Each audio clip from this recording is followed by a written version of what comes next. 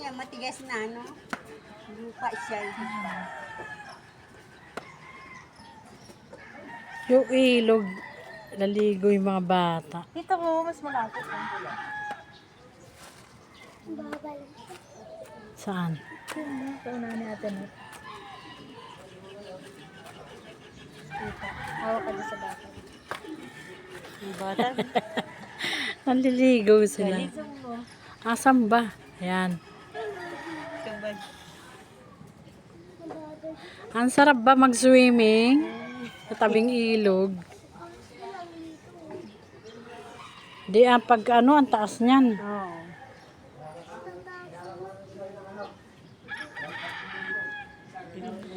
Hello guys, panoorin nyo to. Ito may nagsiswimming.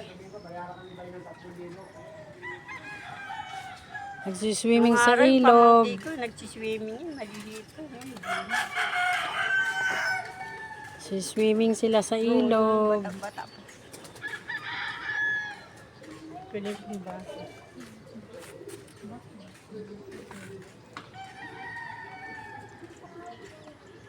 1 minute na. Tama na to.